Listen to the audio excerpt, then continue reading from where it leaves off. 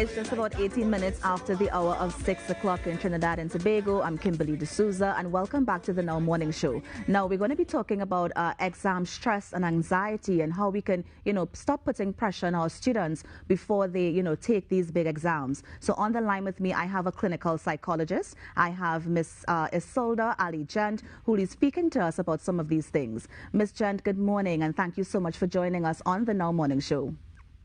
Good morning. Thank you for having me. Of course. Now, there's an argument, of course, about who causes more stress during the exam. Some people said it might be mommies and daddies, and then some say there might be, teachers who are trying to encourage them to do their best. Is this the argument? Is it mommy and daddy? Is it teachers? Is it both? Honestly, to really understand how our system has evolved and how our fear has evolved surrounding the SEA, we really have to look at our history as a country. We have to pay attention to our multicultural and diverse needs, starting back from the 1700s with the ongoing battle between the denominational, the non-denominational schools.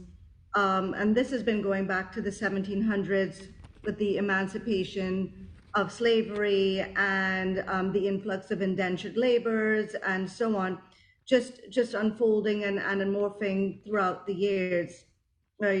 So before there was SEA, before there was common entrance, of course, we had the college exhibition scholarships, which were very few, far between, and quite prestigious, but there was a giant competition vying for these positions. I remember seeing my father talking about when he won his scholarship to QRC. This was something amazing and something that they really had to work very hard for, because we do know that education is the way out of poverty or an impoverished state, as well as the key to reducing crime and keeping your kids safe.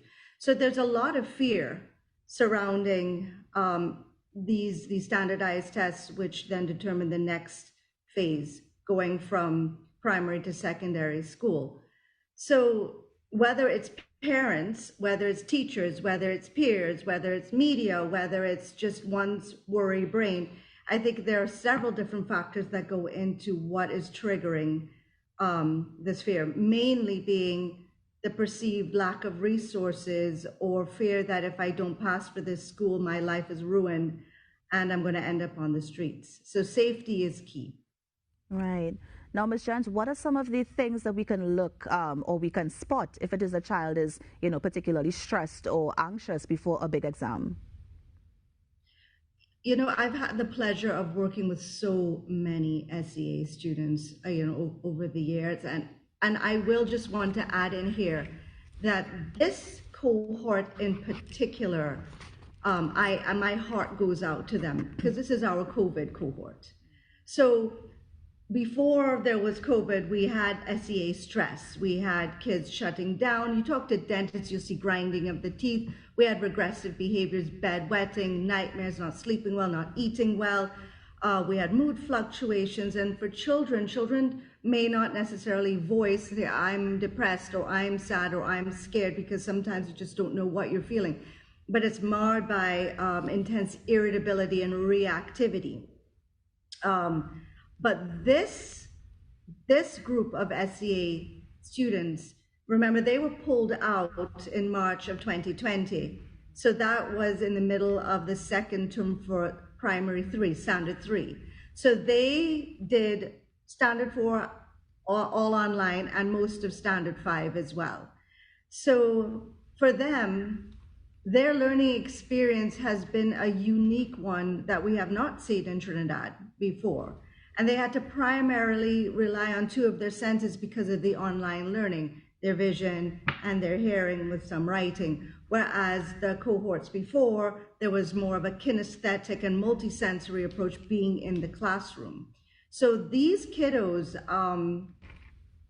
developed an incredible sense of resilience, but also had a unique loading of factors that would trigger that anxiety or that mood. But definitely if you're looking for signs of an anxious child, look for that irritability, quick to react, lots of, could be eating and sleeping disturbances, tears, ruminating on those worry thoughts, shutting down, because that's what our bodies do. We're going to go into the fight or flight and we get that surge of adrenaline, or our parasympathetic system kicks in, and then we go into the freeze. So Right. those sorts of extreme arousal states. Right. Now, Ms. Jens, I read a few years ago about a student who actually he self-harmed, right? He tried to take his own life. Do we see regular occurrences of that with children? And I mean, how can we, how can we spot it and how can we deal with it even? Again, I would say historically, before the coronavirus, we saw instances of self-harm. And I think I would want to clarify this a bit. Self-harm, as in cutting or pulling of eyelashes, and that's one that stems from poor coping mechanisms, different than suicidal ideation and suicidal attempts. Self-harm in terms of, say, cutting or just hurting oneself when they're upset, stressed out, that it's a sign of a lack of awareness, but it's not necessarily the same as a suicidal attempt. Suicidal attempt is much more severe. We have a much more intense rumination of this is an impossible situation. I can't get out of it. Therefore, death is my only option. That there are different.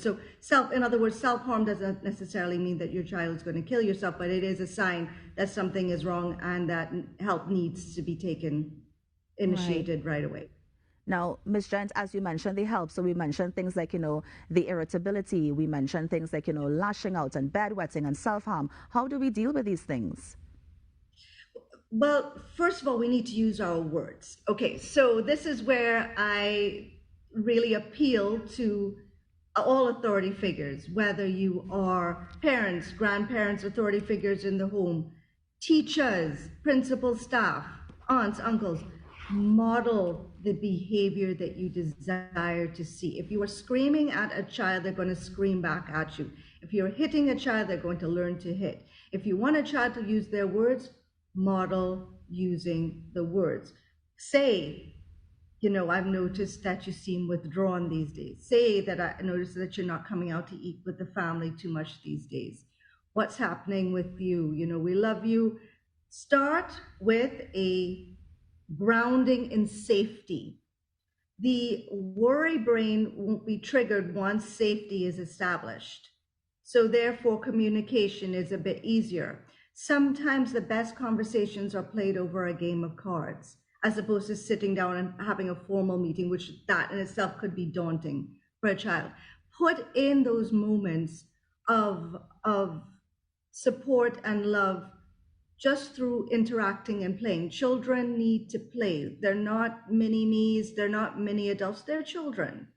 And they have that need for comfort and love. So start with establishing your safety foundation first. And then conversation will naturally flow from there, especially if you are worried. Right. Now, Ms. Jens, we only have a few more minutes remaining, but I just wanted to get your thoughts on, your thoughts on standardized testing and how this, kind of leads to stress. And is there another option that we can probably use to kind of use for our placement for our children in schools? So again, I will go into it comes down to lack of resources or wealth of resources. Those who have the resources have a better chance. They have the reinforcement that they need, and will do better on the standardized test. There are other factors. So I'm a clinical psychologist, so part of what I do is I do testing as well, psychoeducational evaluations and other evaluations as such.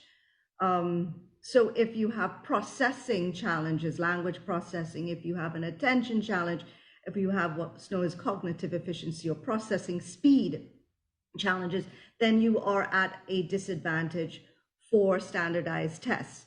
So this means then if we can get early identification and then intervention at the ministry level, we can get concessions for children on standardized tests to make it more fair for them. It comes down to trying to even the field, then the playing field, if you will. Right. And of So course, standardized tests aren't always fair because of the variance in resources, and